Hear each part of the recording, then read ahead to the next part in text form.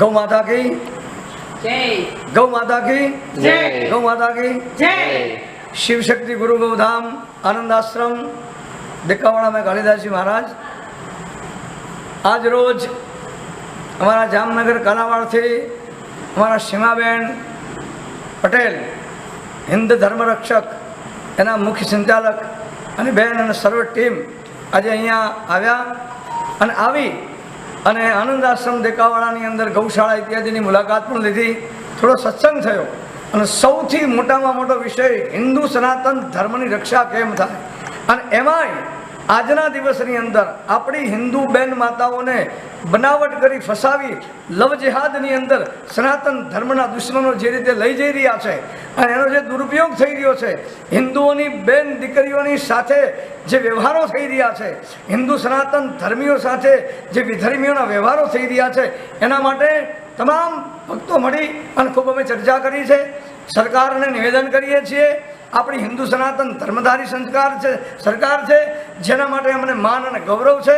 મારા આશ્રમની અંદર તો પરમિશન એવી છે, ખુલ્લે આમ બોલું છું कि जिसके दिल में गौ गंगा गायत्री और गीता के लिए प्रेम हो और भारतवर्ष को हिंदू सनातनी राष्ट्र घोषित करने की तमन्ना हो, ऐसे जवा मर्दों, ऐसे देवियों वीरांगनाओं को ही कालिदास जी महाराज के आश्रम में आने की परमिशन है.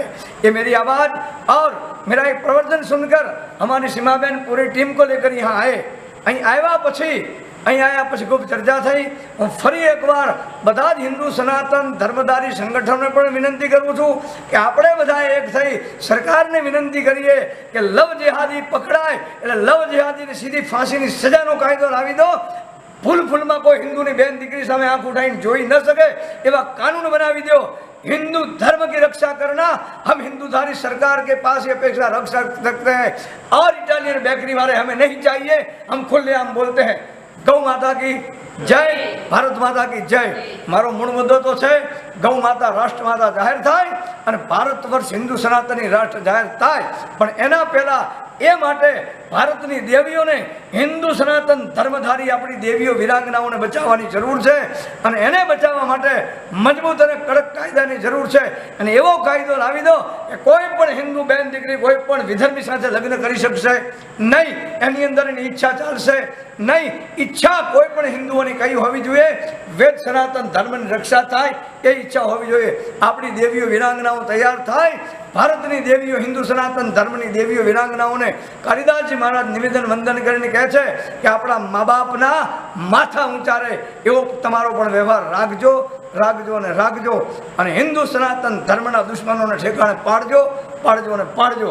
અમારા સંત સાધુ મહાત્માઓ સાથે, હજારો લાખો સેવકો સાથે, રાષ્ટ્ર રક્ષકો ધર્મ રક્ષકો સાથે આ બાબતે અમે સરકારની સાથે છીએ અને આ બાબતે સરકાર અમારી સાથે રહી અને આના માટે મજબૂત કાયદા બનાવે અને નિયમ લે અને શેતાનોને સજા કરે.